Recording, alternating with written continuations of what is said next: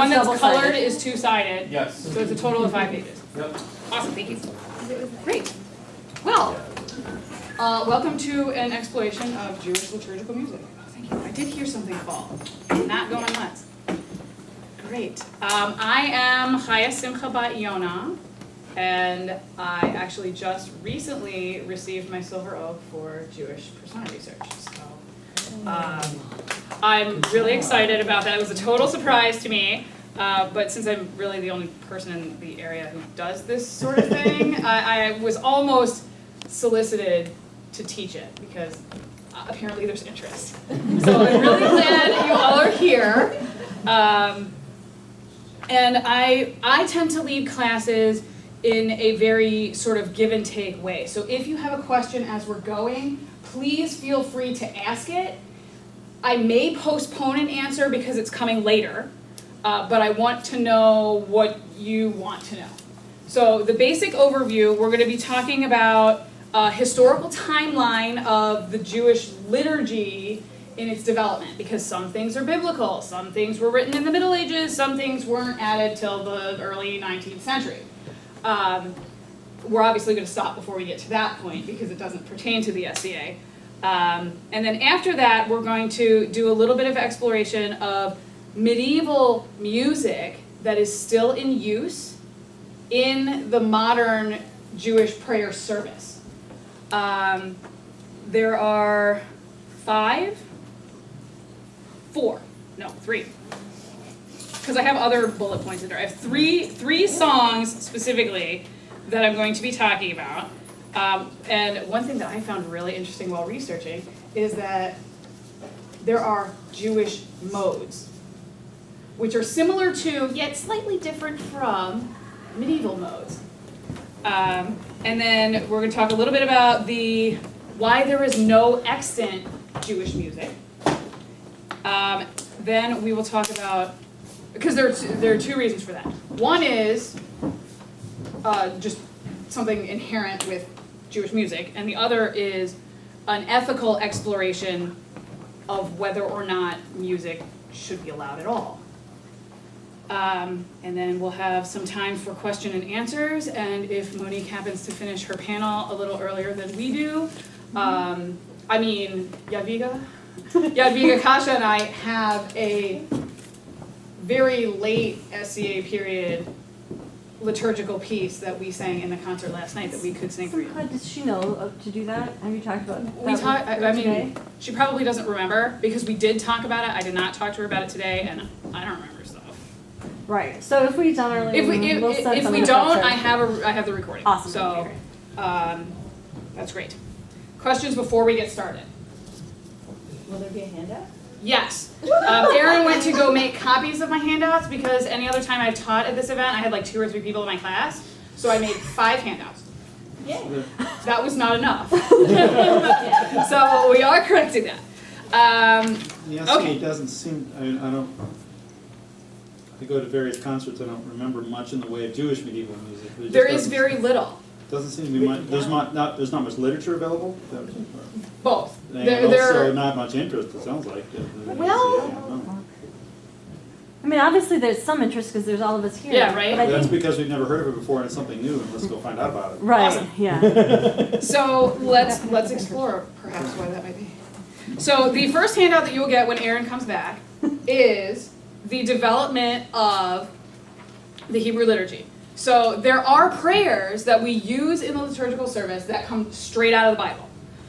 Many of them are praise to God for being amazing, creating awesome stuff, whatever, like Psalms all over the place. God is so awesome all the time. A lot are thanks to God for specific events. For example, leading the Israelites across the Red Sea. That's one that they use in the liturgy all the time. And sometimes there are prayers petitioning God specifically for help. 2 very clear examples are in the Genesis narrative, when Jacob hears that his estranged brother Esau is coming back to town, he's like, oh, please God, please protect me from my angry brother because I totally did him dirty. But I'm the guy, right? So please protect me from my brother. And they end up reconciling, and that's great.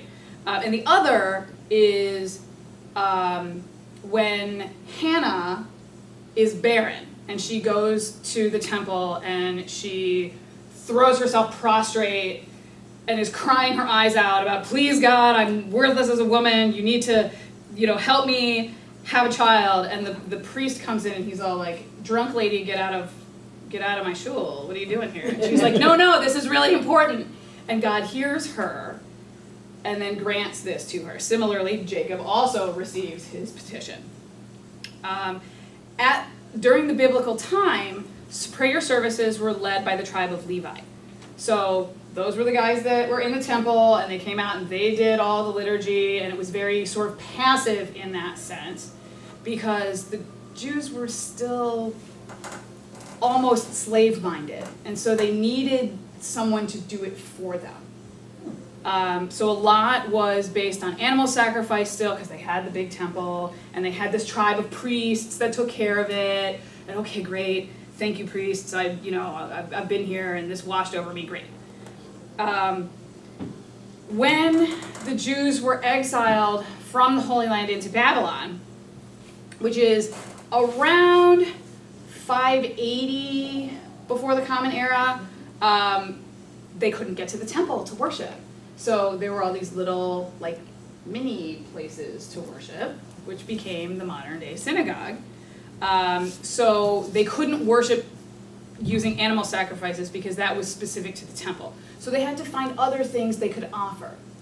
And so they started offering words and poems and songs.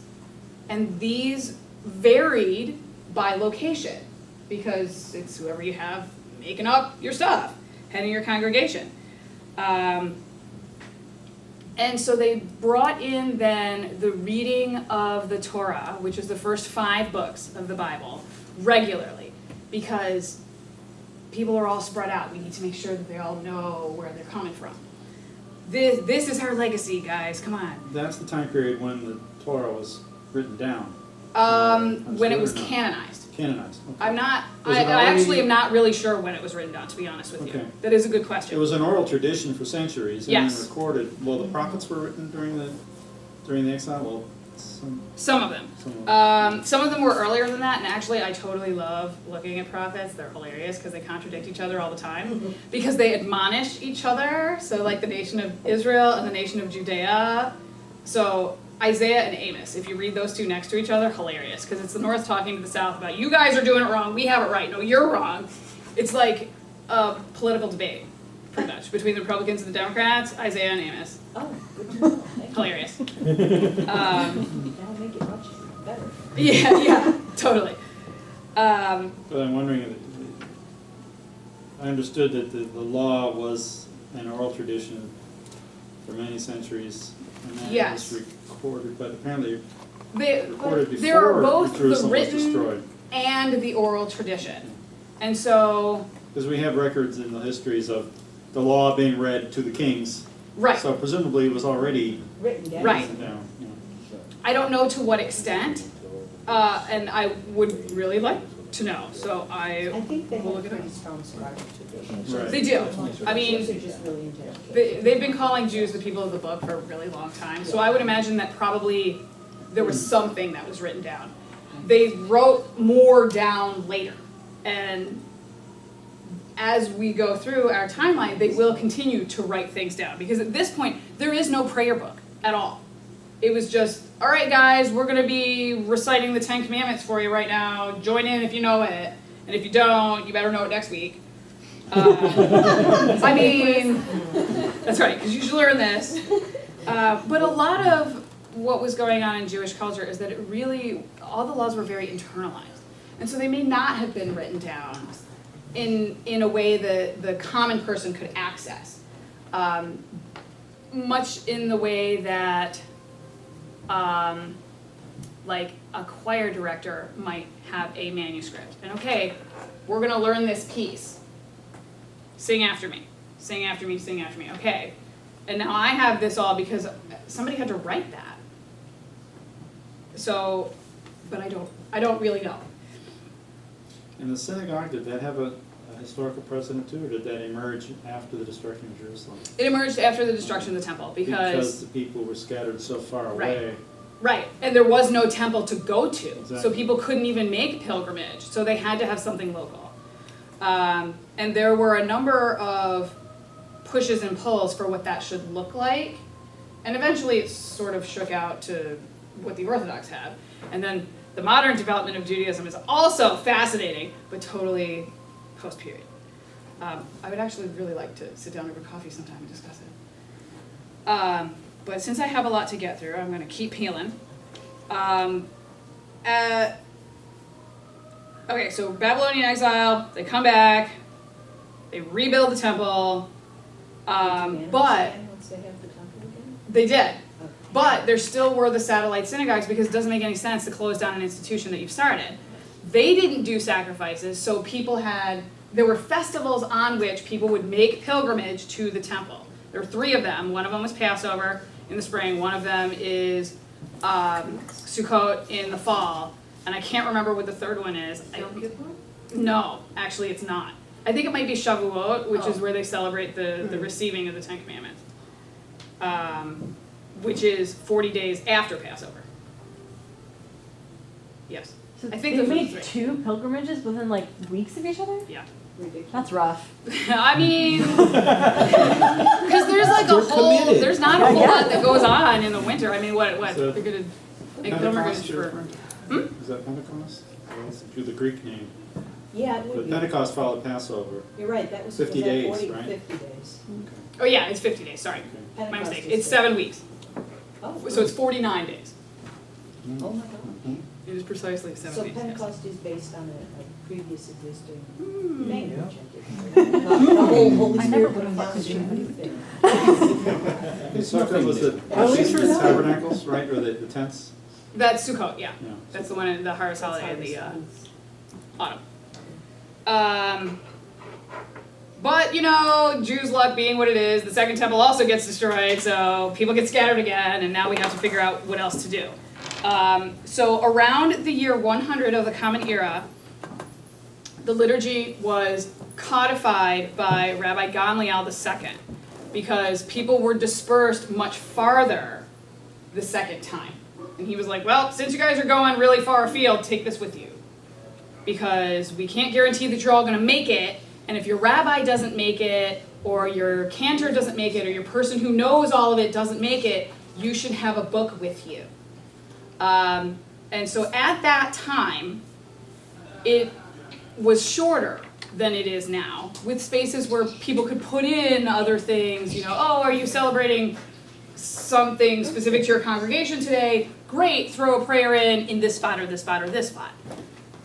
Yay! Rabbi, what was It ran out of Gamliel? or Yeah. Gamliel, I've heard. Okay. Gamliel. It's not Gamaliel, it's Gamliel. No. Okay, Gamliel. How okay. most people tend to transliterate it. And so he had enough authority to make a statement, this is what the liturgy should be. Yes. To the community. There were often panels of guys that had that authority, but it's like editor-in-chief kind of thing. And oh, great. So, like what my note is here is some spontaneous prayer had been allowed within the codified outline. So that's, oh, if you have something that you need to celebrate, great, you guys, there's a drought in your country, you guys want to throw in the prayer for rain, have at it, in there. And then at this time, the world was moving into the Dark Ages. And that was not really a good time for Jews to be known as Jews. And so the oral tradition became very weakened because I didn't want to share this because somebody might overhear and we can both get in trouble. So a lot was lost during this time. And there were lots of rabbis that were writing to each other in different communities, like, what should we do about this problem? Because we're losing a whole half of our tradition. And so some people said, we should write it down. Some people said, maybe it's just time for it to die. We could just let it go. And so there are lots of what they call responsa which is just these rabbis writing back and forth to each other. And a lot of these letters were bound and codified. So we have what everybody thought about each individual thing. We don't know the liturgy itself, but we have them grieving over the loss of that liturgy. Exactly. And there's a lot of that. Like, we don't know, so when we get actually to the music part, we don't know what the music was like, but we do know that the rabbis got really uppity about it.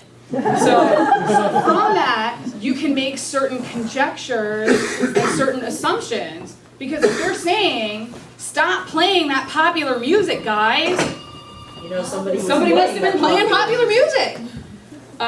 So it is very helpful from like a detective perspective that we have these documents. We're talking 6th century, 7th century? At this point now, yes. And then we get into the 8th and 9th centuries when the first Siddur, which means, it comes from the word that means order, but it's like the order of the prayer book, was first written down approximately 870 in the Common Era. And it says, as an answer to questions from Spain about the liturgy. I don't know who wrote it down, but 870 is when the liturgy, as we have it now, more or less, was written down. How crazy is that we have a prayer book that's been around since the 870? It's cool. It is really Lost a cool. lot of Okay. toner. Yes, so I am going to send these around. It looks like they are, Yeah, some of the ones at Flipped. the end ran out of toner, so it's a bit light, so if you don't like the All right. copy you got, senior one. yes, okay, so I'm going to start it this way, because the ones on the top are better. If you would like to take a set of handouts, please send them around. If we don't have enough, I do have 3 or 4 more that I printed from home. Whoa. The Jewish people were afraid to speak their own liturgy out loud lest they be overheard? Lest they be dragged off and stoned, lest they be harassed, lest they have all their money stolen, lest, you name it, people were doing it to Jews. Yeah, well, I'm Forever. sure of that. As opposed to writing it down, which was also incriminating. Right. But there was a way to preserve it. there is a way to preserve it, and you can act like somebody else wrote it. Or there was a lot of he said, she said that got Jews in trouble, and so I feel like they probably were fiercely protective of not actually saying any of that. But it's really hard to say. Sometimes it might just be that I want to teach, but no one wants to listen. Because, you know, kids these days. And so you lose people that way. And then when I die, I take all my knowledge with me because I had no apprentice. And so that may also be going on.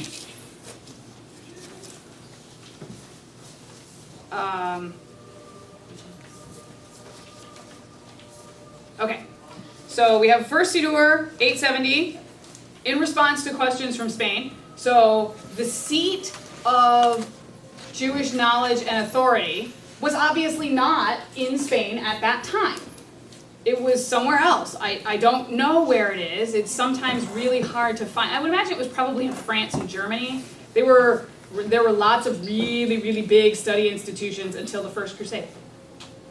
So probably around 870, Jewish learning institutions were pretty well developed in Ashkenaz, which is a term that will come back, and it means France and Germany area.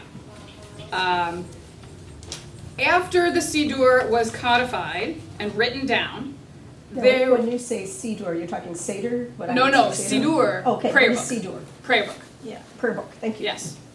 I actually would love to do an exploration of the development of the Seder. Okay. These are zigzagged by type of paper. So take one from each zigzag. People started writing religious poetry during the Middle Ages. We call them piyutim, and I have no idea why. I don't know what that word actually means. So I'm now under the heading Enriching the Tradition, if you have the handout. And these are so great. A lot of them reflect a lot of personality of their authors. Many are written as acrostics, so the first letter of the line will spell something out. Often it will spell the author's name. So we know who wrote it. One of them is a song that we're going to be looking at, and it is not an acrostic, but it is written in a very specific poetic meter, which allows it to be sung to nearly any tune. So awesome. So we'll explore that in just a minute. I actually have 4 different tunes, same song, because of the way it's written. It's in iambic tetrameter, so it is really easy to put it to any tune. So perhaps that's why we see responsa saying, "Why are kids singing these new songs? Get your pop music out of my shul." Because, today we're going to be singing Odan Olam to the tune of All the Single Ladies. Because you can, just because of the way it's written. At this time, during the Middle Ages, the musical prayer modes also were developed. And these were used to indicate, to convey feeling. Because if you've taken a modes class before, they all have very distinct feels about them. Like the Dorian mode it mostly rests well in your ear. It sounds very whole. The Phrygian mode is a little weirder and unearthly. And so they would change which mode they were using during which point of the service to convey a different feel for that section. And it would be different on Friday night versus Saturday morning versus Saturday afternoon versus sometime during the week. Because you want to feel more holy on Shabbat, the holy day, than you do on Wednesday. Wednesday? Yeah, whatever. So it was lighter stuff, maybe. Okay, readily accessible things on Wednesday. And this is super holy on Shabbat. And so the book from which this handout and the handwritten music handout comes from. Yeah, there is a handout that has the modes on it. Great, thank you for reminding me that you have that one. Back of this, actually. Convenient! So that looks like this. Do you need a set, Sarah? No, we're No, we got sharing. Okay. No, Um, but whichever page this is on the back of, it isn't on the back of. no, Oh, it's this, supposed to be on the back of the. So the you should have these two development matching. Worship. Ah, So So lots it of is. words on the great, side. yes. So this is timeline modes. And so it has the medieval modes and then the Jewish modes that are most closely related to the medieval modes. So we're going to listen to a couple pieces and you can see if you can identify them because I forgot to write them down. Are there more Jewish modes that are not mapped? Beg your pardon? Are there more Jewish modes that are not mapped to the medieval modes? like Hijaz. I'm going A back, couple. just wait.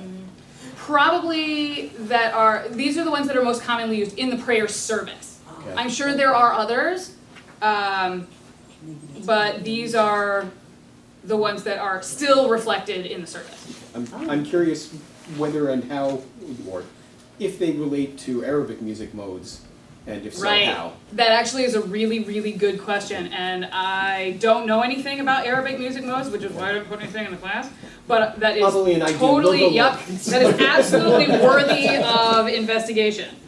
We're still working on Awesome. it. Yeah. We're learning. We got resources. Yeah. Great. Love it. Yeah, And that actually is about where we're going to stop. So at the bottom of your page, you see early attempts at reform in modern era. Those obviously are outside of CA period. In the Middle Ages, there were tunes that were so well loved, we use them to this day. Yay. And then there are some that like sort of changed, and one of the ones we're going to listen to is very specific to the Yom Kippur service, which is the Day of Atonement. It happens in the autumn, and it's called Kol Nidre, which means all of the vows that I have made, the ones that I was unable to fulfill, please nullify them for me, God. Because I tried my hardest and I just couldn't do it. So please don't hold this against me. And almost every recording you can find, the first like 8 measures or so will be the same. And then it's not. And so that says to me that like, oh yeah, you know, the song that starts like this. And people are like, oh yeah, okay, the song that starts like that, sure, I know, yeah, okay. And so since they only got the beginning of it, well then they needed to fill in sort of independently what the rest of it sounded like. So everyone's recording of Kol Nidre is a little bit different past the beginning. And that happens with many things. It's like, this is what it sounds like, embellish if you want. Great, and I'm a little bit ahead of myself, which is fabulous. On my outline. Does anybody have the time? That's about 30 minutes after. Okay, I'm behind myself as far as schedule is supposed to go. Okay, so we already talked about modes, which was great. The first thing that I would like to present for your listening pleasure is on the page that says Nusach for Kaddish at the top. This is the one that is like printed music as opposed to handwritten. Nusach is a word that means like prescribed music for this thing.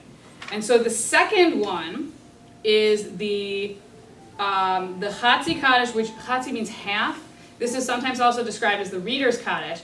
And this piece happens, this text happens many times throughout the prayer service. It happens near the beginning. It happens before you read the Torah. It happens somewhere like 2/3 of the way through. It happens near the end. Mourners say it. Readers say it. Other lines get added in or taken out depending on what's going on. This piece is Chatzi, meaning half. This piece, or these words, are in all the other Kaddishes. And this one is the one that, this was the first piece of Jewish music that I ever paid attention to as a child. Because this one is traditionally performed for the congregation by whoever the song leader is. And the song leader in my congregation had the most wonderful voice, and I was like, oh, I want to learn to sing that. I don't know what she's saying, but it's great. And I feel like it's still accessible, even though it's totally medieval sounding. And I could not find a recording of it that was clear, so I would like to sing it for you. It goes by very quickly. Yitgadal v'yitgadash shemei Rabbah Be'alma divrach hirutei v'yamlich malchutei B'chayechon uv'yomechon uv'chayei dechol beit Yisrael Bagala bagala uv'izman kariv v'imeru Amen. Yehei Shemei Rabbah mevorach leolam ulal me'almaya yitbarach yitbarach ve'yishtabach v'yitpar v'yivromam v'yitnaseh ve'yithadar ve'yithaleh ve'yithalal Shmei d'Kursha brichu Le'ela min kol birchata v'shirata tushbechata v'nechemata da'amiran be'alma v'imeru Amen. So when I took a modes class and I was listening to all the different modes, I was like, oh my God, I know what that is. I've heard it before. This piece right here. And so for those of you who are reading the music along with me, you may have noticed that I did not sing precisely what was written here. This is a regional variation. It more or less is the same, kinda. But whoever wrote this down probably learned it, was from a different community that learned it a little bit differently. And so he wrote it down a little bit differently. And a lot of the liturgy is like that. particularly between the denominations, but if I go to a conservative shul here in Ann Arbor, and then I go to a conservative shul in Baltimore, it's going to be a little bit different. And if I go to one in LA, it's going to be a little different. And if I go to one in Genoa, it's going to be a little different. But it was more or less the same, since it had been codified at this time. This piece is in Aramaic, which is not Hebrew, but sounds a lot like it. This was the language in which people were writing at the time, but this is like fancy poetic Aramaic. This is not at all conversational Aramaic. Because, it's a prayer service. We should make it super fancy, right? And so people were really hesitant to modify it overtly, which is probably a lot of why it mostly sounds the same. The earliest place where this has been written down is around 900. And this is in a period of time when many people were described as Rav whoever Gaon, which means like head smart guy. And so this is the Gaonic period, where there was some head rabbi somewhere and people checked with him when making big religious decisions. I guess that's really all I have on this. And since I am a little short on time, I would like to move on. Questions about this before I go to the next song? What Yes, mode ma'am? is it in?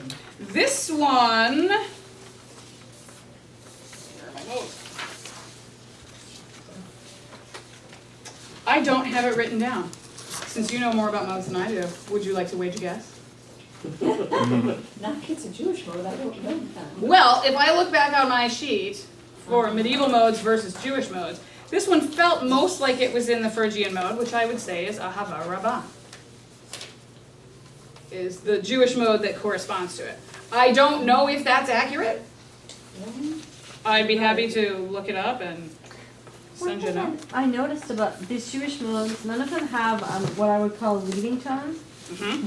But this piece, at the end of it, every time you sang Amen, there was definitely a leading tone into that tonic pitch. Is that something that they did?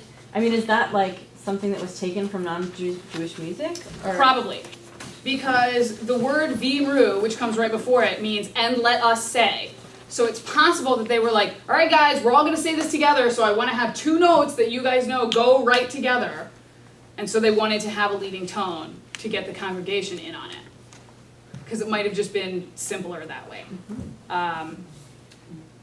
There is, the next one actually, is very, very specifically stolen from the way Catholics were doing things at the time. So let's have a look at that. Nice transition. There is not a handout for this one. I'm sorry. I think. Let me double check. I want to make sure that I'm not leading you astray. Yes, that seems to be the case. There's not a handout for this one. This is Kol Nidre, which is the piece out of the Yom Kippur service that starts off the same almost always, and then finishes off however. Oh good, it is track one, hooray. So there are two different variations on the text. The first one is, please annul me from all the sins that I did, or from all the vows that I made last year up to this point. Which sort of makes sense, because we're asking for forgiveness at this time. And then somewhere in the early 12th century, around the time of the Crusades, they changed the verbiage to say, please annul any vows I may make between this Yom Kippur and the next. Because it was quite conceivable that you weren't going to make it to the next Yom Kippur. So you weren't going to have that time to say, oops, my bad. So if I make something in good faith and I can't in good faith complete it, please absolve me of that in this coming year. In Spain, times were still really good for them, so they didn't have this problem. So they retained the old language between last year and this year. So that is considered the Sephardic version of Kol Nidre, and the Ashkenazic version of Kol Nidre is from now till next year, because the Crusades were moving through Ashkenaz. And this one is in Dorian mode, and it is based on the Catholic plainsong style pneuma, which is like very sighing. And so when you listen to it, particularly at the beginning, it's like, there is nothing else that can express my grief for having made promises I can't keep. And so that's reflected in the compositional style. So let's take a listen to it. Which one was the first? Sephardic? Sephardic.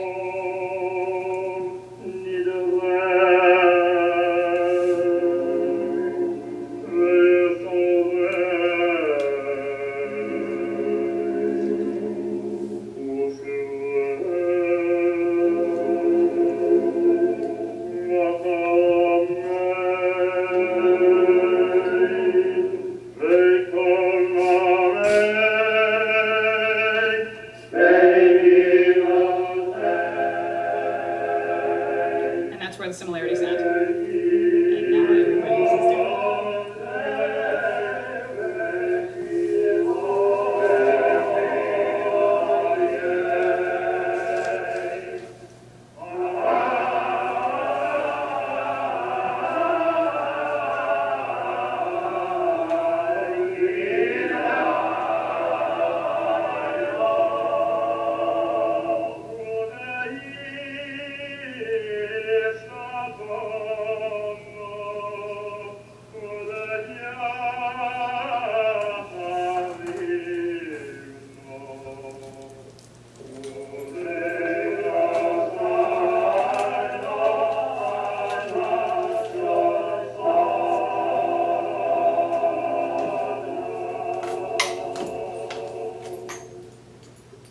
It does go on, but I'm running really short on time.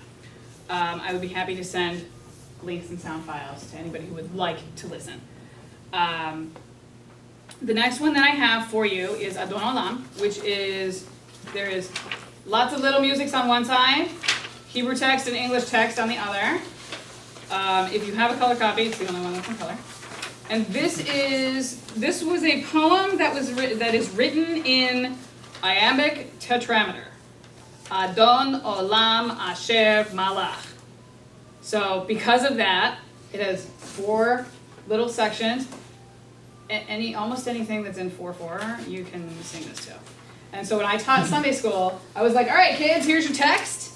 Here are, 5 versions that I really like. Here's the one that you learned for singing here in synagogue. Now I want you to go find a pop song, and I want you to rewrite it with these words. 3rd, 4th, and 5th graders, nobody had a problem. So this quite possibly was sung in shul to whatever the popular tune was, which is why a lot of the rabbis were really uppity about bringing popular music in. Guys, knock it off, because there are other piyutim that can do that because they're written in a very friendly, poetic meter. Tetrameter, you said? Is that? Tetrameter, yeah, so 4. Instead of pentameter, Right, which is 5. There is some contention as to when this was written. Some people say it was written in Spain in the early 11th century, but it might have been even earlier than that. Nobody really knows. They guess on this one based on whose poetic style it most resembles. It was not canonized as part of the liturgy until the 15th century. So it was just floating around as a poem that we like, yay God. So the English text is there for you. Pretty much just talking about how great God is. And hey, we like stuff like that. Let's put that in the prayer service. Awesome. There were a number of polyphonic choral arrangements that were penned very late in the SCA period and in the Baroque period and even later, and I have one of them, that are just beautiful, but it took the accessibility away from the congregants. Because this was one that, oh, well, everybody can sort of sing it, but we can't all sing it if we need to sing in tune in a choir. Like, I'm just a guy off the street, I'm not a singer, I'm a blacksmith. What are you trying to do here? So they were performance pieces like, oh yeah, that's very nice. But they didn't really stick around. It's like when I learned this as a little girl, this was what you have here for eighth notes was done as the quarter notes. Mm-hmm. So, I had never heard any of these melodies that are written here. The ones that we used were, mostly quarter notes. yeah, and it's like when I went to California and I'm like, I was hearing it with eighth notes instead of the quarter notes that I was Right. used to. Mhm. But it didn't take me long to pick it up though. That's right, It's because the same words. it's the same words, and you know what the meter is mostly going to be. Yeah. Because it has to fit this phrase. Right. So I found, while I was trying to find older music, I found these, which are from Algeria and Yemen. And the reason I'm bringing them to you is because after Jews were kicked out of Spain, they went to places like North Africa. And kind of like French in Quebec, because it was isolated, it stayed pure. And so I'd like to play these for you, just a little bit of them. This is the one from Algeria.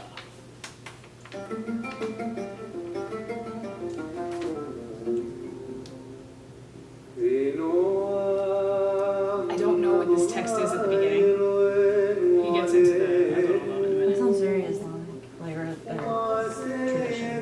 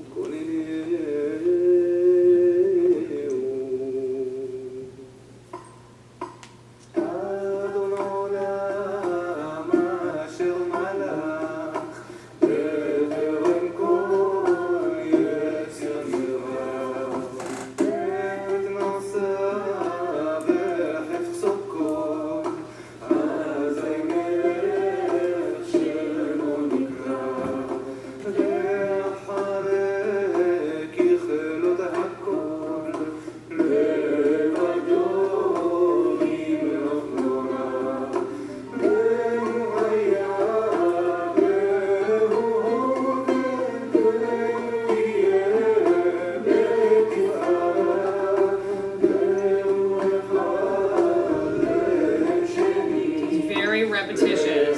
So even if there is no instrumentation, the congregation can sort of pick it up and jump in.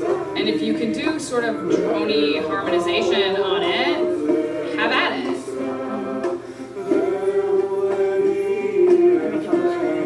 A very different style than what we grew up with. Because we probably grew up with Ashkenazic arrangements.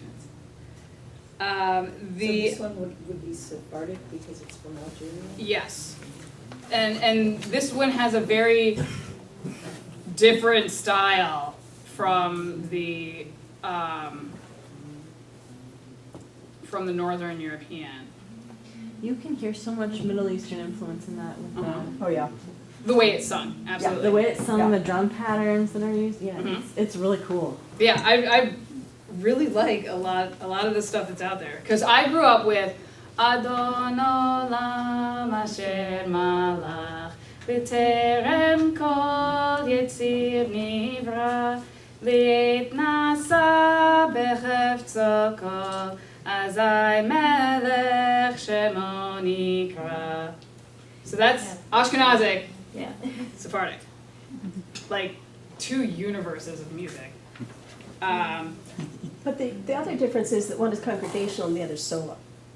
That's true, So you tend to but I get feel like much less ornamentation when you go congregational. that's probably true. But this one here is very repetitious. The first three lines are the same musically.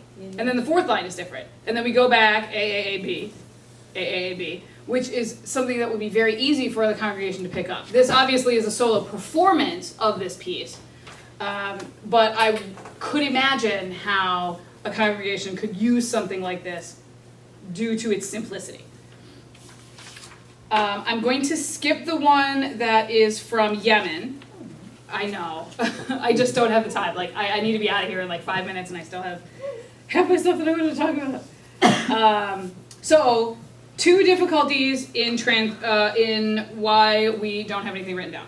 The first one is, as you can see on here, you have the English side, and English reads in which direction? Right. Left to right.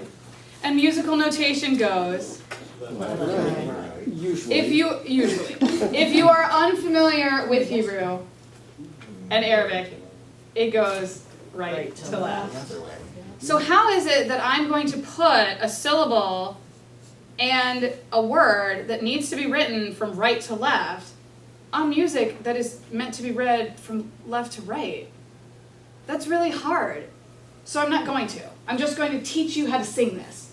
And so we didn't write it down. There were a number of late period composers who were quite fluent in musical style at the time and were fluent in whatever their country's native tongue was, because most people didn't really speak Hebrew, particularly within SEA period. If they lived in Israel, maybe. But they spoke whatever, if they lived in Italy, they spoke Italian. If they lived in France, they spoke French. So composers who were well-versed in musical notation would transliterate the Hebrew characters into the alphabet of their native tongue. So the piece that the Nymphs of Diana sang last night is Baruch Hu, which happens early in the prayer service. It calls the people to worship. It is written by Salomon Rossi, who is in Italy around the time of Monteverdi, and it's written in Western characters. Yay. And he actually was one of the first Jewish composers to have things printed. He did a lot of instrumental music also, which is great. And also, if I write down, this is what Adon Olam sounds like, that steals from you your freedom of expression. So if I say, I want you to sing Kol Nidre, it sort of goes like this. Then you can take it off and you can do whatever it is that you want to do with it. But if I say, sing Kol Nidre, you're kind of locked into it. And So that kept them from recording, writing these down. They wanted it to be an oral tradition in order to preserve the... I wouldn't say that it's necessarily a conscious decision. I don't But think it's that kind they... of ironic. They want to preserve the form and the tradition, Right. but they don't want to preserve too much or something. Right. Yeah. Well, Right. that was the how Hebrew left it. But So the there are idea two of- things. Yeah. There is just the difficulty in terms of actually writing it down. And I imagine that probably persisted into very late in SCA period, because no, it's holy text and it's written this way. Don't write it using your, unholy local letters. And you weren't allowed to just throw it away. Right. It was written down. Right, because Let now it you're rot. talking about God. So Yeah, so if right. you're going to write it down, you have to write it down perfectly. And then put it in a box and let it decay. I mean, you're one of it. Right. But there's Is plenty there of a superstition? European tradition of music as an oral tradition. Yes. For centuries, plenty Yeah. of folk music, and a lot of that has also been lost Hmm. because. So we have a lot of text, Yeah. Yes. but no Tunes. sheet music. Okay. But there are some things that, particularly, I know this happened with Adon Olam, but I'm sure it happened also elsewhere. It's like, you should sing this song to the tune of Green sleeves. Greensleeves. Right, absolutely. And so, Yep. but if we don't have any manuscripts of Greensleeves, we have no idea what that sounds like. And so it's like, okay, well, that goes to the tune of, all the birds in the forest. Right, and the Inquisition had a lot to do with that too. Yeah, and the Crusades where they were just Yeah. going through burning stuff and So where there were archives of written music associated with synagogues, the synagogues were burned and the archives with them. conceivably. Yeah. There is no proof that anything did actually exist to be burned of this nature. There were other things, absolutely. But I think it was more that they just didn't write it down.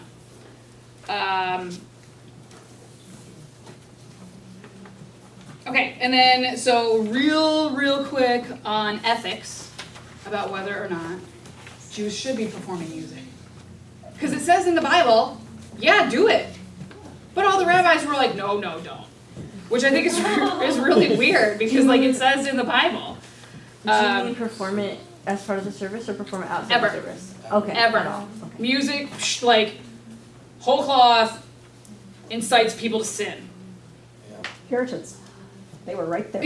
Totally. In the Middle Ages, they were like, oh, no. Well, So, I think more there's some Islamic fundamentalist traditions that have gone out of their way to discourage musical performance to the point of, even in modern times, killing musicians.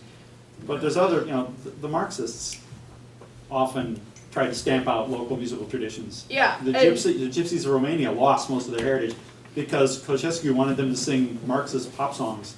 And they said, forget it. So they didn't sing anything. Oh, that's terrible. Oh. Do you think the Gregorian chant had any influence on the cantors? Yes, it did. Because it was simple and accessible. So sometimes they did that. And sometimes they didn't. But the other thing is that the Christian chant got largely based off the Jewish at the It did. time. So It did. in the first couple centuries of the Christian era, you have the Christian chant coming out of Jewish and Greek traditions. So And- that there might be some tunes that are, some chants that are written down that have Jewish precedents. Yes, That yes, it's absolutely. almost the same tune. But And how do you Absolutely. tell? And they find this You find also there's research.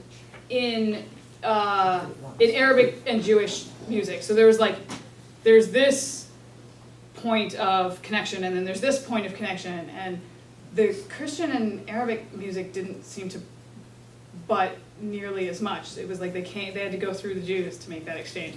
But the exchange did happen, And mostly in Spain. Yeah. and mostly in Spain, because for a while they were all getting along over there, which was great. Yeah. So in actual scripture, there's lots of mention made of King David's musical prowess. Why would we talk about our favorite king and how well he does as a musician if music is terrible? And even in Genesis, the 4th chapter of Genesis, very, very early, it's talking about the sons of Cain. Yes. So he has 2 wives, and there are 3 things that are mentioned, like that these sons are great because it says, "And Ada bore Jabal. He was the first of those who dwell in tents and breed cattle. The name of his brother was Jubal. He was the first of all to handle the harp and flute. Yay. And Zillah, too, she bore Tubal-Cain, who sharpened all cutting implements of copper and iron." So, setting down a place to live, maintaining your tools, doing music. Those are like the 3 big things that are first set out about what makes humanity great. You're now elevated from the animals. You make music. Yeah.